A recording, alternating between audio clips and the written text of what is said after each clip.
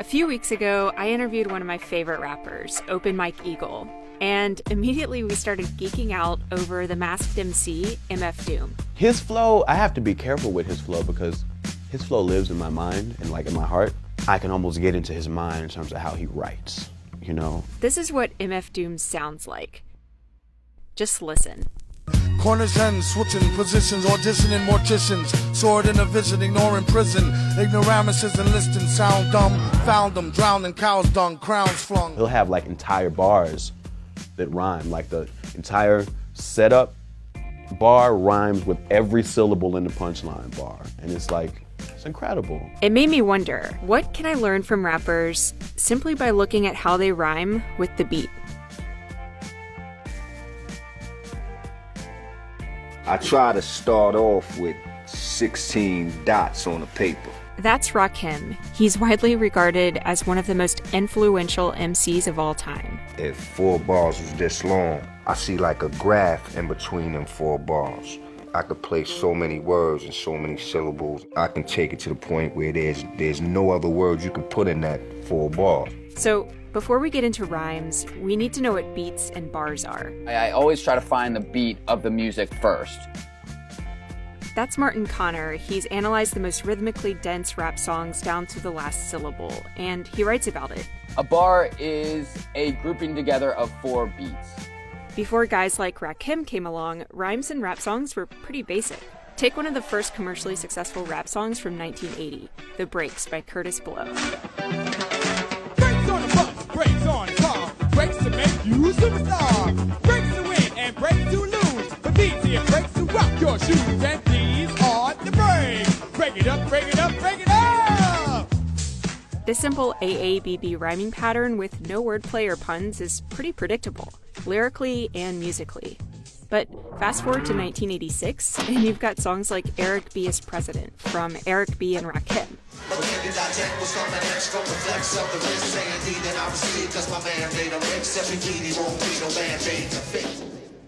Compare this to The Breaks, and it's clear the frequency of rhymes is greater, but not only are you seeing more rhymes, you're also starting to see different kinds of rhymes. Indeed and proceed are internal rhymes, because they happen inside the sentence. Man made a mix and Band-Aid to fix are multi-syllable rhymes. The other thing Rakim does later in the verse is cross the bar line, and he does it in a tremendously clever way. I hurry up because the cut will make him bleed to death, but he's kicking it. Plus it ain't no half-stepping. The party is live, the rhyme can't be kept inside of me. He's erupting just like a volcano. Crossing the bar line happens when a sentence like "the rhyme can't be kept inside" doesn't end when the bar ends. If you listen closely, you'll hear that the second syllable of inside the party is live, the rhyme can't be kept inside of me. Lands on the first beat of the next bar. Rakim even references this in the lyric, and it's pretty clever. Now, fast forward 11 years, and Notorious B.I.G.'s Hypnotize cleverly used Rakim's techniques to make one of the smoothest rap songs ever. What I like most about this is that it's not predictable and that it's always changing. So sometimes Notorious B.I.G's sentences are long, sometimes they're short. Like the moment in this verse here. Dead right, if the head right, Biggie there, and night. Papa been smooth since days of under rules. Never lose, never choose to. Bruise, cruise, who? Do something to us. Talk, go through us. Girls want to us, wanna do us, screw us, who us? Yeah, Papa and Papa. He's also completely comfortable delivering a sentence across the bar line. But what makes this song stand out the most to me is that before one rhyme scheme ends, another one begins. Like this moment in verse 2. All Philly hoes know it's Moschino. Every cutie with the booty bought a coochie. Now who's the real dookie? Meaning who's really the shit? Them niggas ride dick. You see, the first group of rhymes is the oo sound, and it links the first and second sentence, which then begins the is sound, and so on. It's a huge reason Biggie sounds so smooth here. Now, as much as Biggie daisy-chained an entire song together with rhymes, he was for the most part using single-syllable and single-word rhymes. And this is where artists like Mos Def push things even further. His verse on Redefinition from 2002 hits nearly every note within the bar with 4-syllable rhymes, and he does it across a whopping 14 bars. Born inside the winter wind, day after December, these simpletons they mention in the synonym for feminine. Now, in Redefinition, Mos Def is clearly rhyming each word with the beat.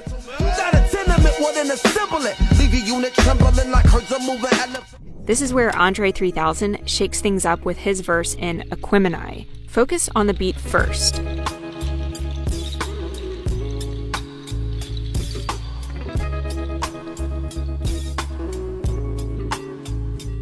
Now, listen to each syllable with the beat in mind. Twice upon a time, there was a boy who died and lived happily ever after. But that's another chapter. Live from home of the brave with dirty dollars, beauty parlors, baby ballers, bowling ball and parlors, street scholars, majoring in culinary arts. You know how to work with bread, cheese, and dough. Most rappers would have dollars, parlors, and bottles all rhyme similarly on the beat.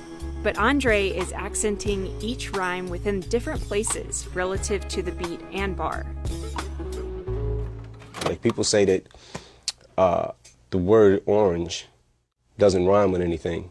And that kind of pisses me off because I can think of a lot of things that rhyme with orange. In fact, Eminem does this exact thing on his 2002 song Business. Set the blow, polish, dorm room doors off the hinges. Oranges, peach, pears, plums, oranges. Yeah, here I come, my mentions. Away from you, there, fear none. Now, Eminem doesn't just pack in tremendously dense multi-syllable rhymes, he also tells incredibly vivid stories. And for a lot of people, that wins in a battle. This is where Lose Yourself comes in. It was the first rap song to win an Academy Award. Woo! The Oscar goes to Eminem, Jeff Bass, and Luis Roscoe for Lose Yourself from 8 Mile. His palms are sweaty, knees weak, arms are heavy. There's vomit on his sweater already. Mom's spaghetti, he's nervous, but on the surface he looks calm and ready. I'll see the line and I'll separate it all into not just words or sentences, but into their syllables, you know? When you group all of these rhymes together, this incredibly complex rhyme scheme emerges. It's unpredictable, it's complex rhythmically and lyrically, but it's not just that you're rhyming. It's that while you're rhyming, you're still telling a good story, and like Lose Yourself is like that. All right, here we go, third take. Today, rappers like Kendrick Lamar are carrying on the tradition of artists that are able to use the musicality of rhymes to create really memorable songs. Let's look at Kendrick Lamar's Rigor Mortis. The sun is under my feet and I come in peace to compete. I don't run if you athlete. My statistics go up in weeks and I go visit the nearest streak and I get busy. Yo, mini MC, really ballistic. Anybody can see any assistance. Everybody to see some persistence. The first thing you'll notice is that Kendrick has created a very clear motive with his rhymes. What's a motive? Well, it's a short musical idea, a musical fragment or succession of notes that has some special importance in a composition. Here's probably the most recognizable motive in the history of music.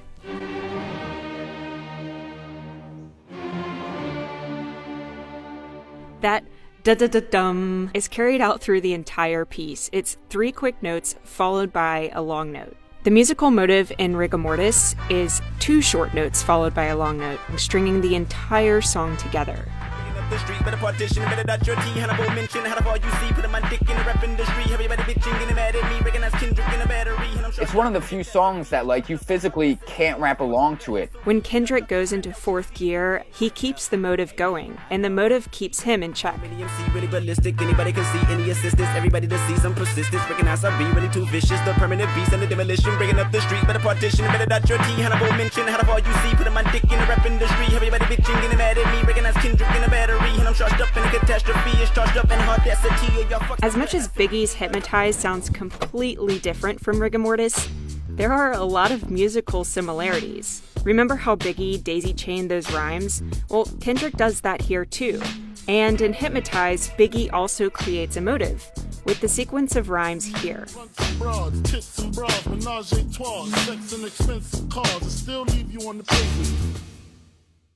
Okay, now let's get back to MF Doom.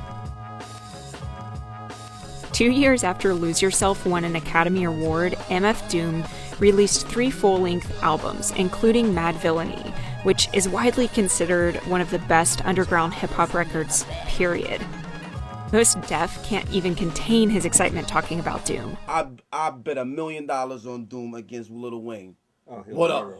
The old rapper, shut up, and while you shutting up, put a shirt on, at least a button up. For the most part, MF Doom rhymes on the beat, but he uses multi-syllable rhyming phrases up the wazoo, often rhyming entire lines together. This is called a holorhyme. The worst hated God who perpetrated odd favors demonstrated in the perforated rod lavers. In all quad flavors, large savers. He'll do setup, punchline. Like his following bar will be referencing the punchline, but not in a way that he's like setting up another one. He just starts to go in another direction, but just acknowledges where the last bar was. This is what Mike is talking about. I wish I had 2 more wishes, and I wish they fixed the door to the Matrix's mad glitches. Spit so many verses, sometime my jaw twitches. One thing this party could use is more booze. Put yourself in your own MF Doom understands the power of rhyme and the beat and completely manipulates it in a humorous way. As Pitchfork points out, the rhyme's pattern and rap's topical stereotype demands the word bitches. Yet Doom humorously says booze and uses that rhyme to connect the next sentence. Where artists like Kendrick Lamar, Eminem, and Andre 3000 are telling very vivid stories with their rhymes, MF Doom is using his dense rhymes like a villain would use his superpower. Before you know it, you're being hit with a killer punchline, double entendres, and clever wordplay. I love rappers with that syncopated, uneven phrasing where the sentences don't line up with the bars, because like you said, then you can't predict what's going to happen. The point of appreciating it is to see what the very most clever human beings are capable of doing that you didn't think possible. One interesting story that came up when I was talking to Martin concerns another song on Black Star's 2002 album. And it's actually a cover of sorts of Slick Rick's song called Children's Story from 1988. Now, the reason it's not exactly a cover is because all of the lyrics pretty much are different. But the way most Steph references the song is through the rhymes. So if you look at the two songs side by side, bar by bar, most Steph is rhyming the same exact syllables as Slick Rick, but he's changing up the lyrics. Both of these songs are on a Spotify playlist that I created. It also includes all of the songs in this video and about 30 extra songs that I wasn't able to include due to time, but I think really represent some phenomenal rhyming and rap music.